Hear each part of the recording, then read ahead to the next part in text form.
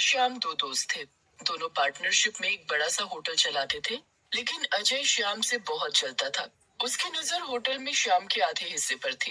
एक दिन श्याम जब होटल से घर लौटा। अरे सुनती हो बंटी की माँ, देखो मैं आज तुम्हारे लिए क्या लाया हूँ। क्या बात है बंटी के पापा, आज आप बहुत खुश लग रहे हैं।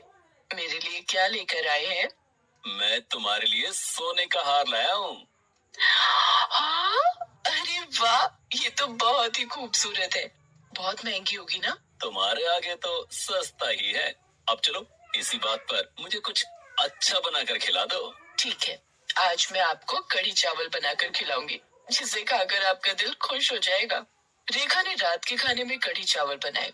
उसने खूब प्यार से पकौड़ा और कढ़ी दोनों तैयार किया। जब सब खाने बैठे। माँ, आपने कितने स्वादिष्ट कढ़ी चावल बनाए हैं, मजा आ गया। अगर कढ़ी बची हो तो कल मुझे स्कूल ले जाने के लिए यही दे देना। सच में रेखा, कढ़ी का स्वाद तो लाजवाब है। शादी से पहले कहीं तुम किसी बड़े होटल में शेफ तो नहीं थी? श्याम की बात सुनकर सब हंसने लगते हैं।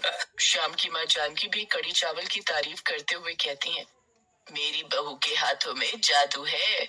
इसके हाथ के बने कढ़ी चावल खाकर उंगलियां चाटते रह जाओगे। बहू, मेरे लिए थोड़ी कढ़ी रख देना, मैं कल भी यही खाऊंगी। हाँ रेखा, मैं भी कल लंच में कढ़ी चावल लेकर जाऊंगा। ठीक है, आज तो कढ़ी खत्म हो गई है।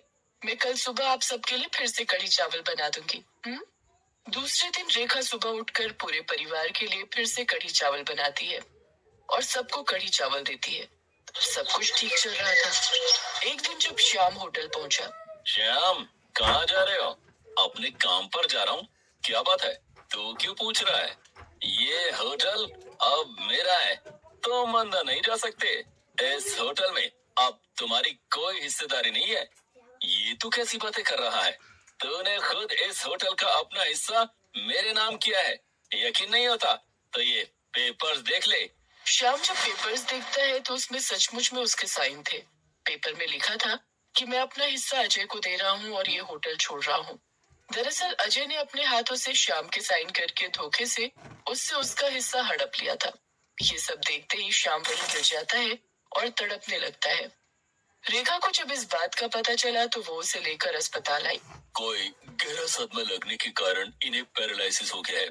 इन्हें इलाज और आराम की जरूरत है। श्याम के अलावा घर में कोई और कमाने वाला नहीं था।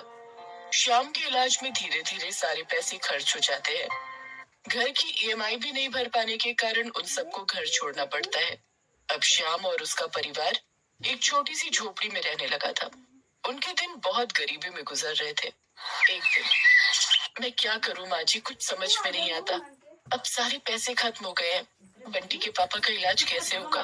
बंटी की पढ़ाई छूट गई, घर में खाने को पैसे नहीं है। भगवान आखिर हमसे चाहता क्या है? रेखा बहू, ये वक्त हिम्मत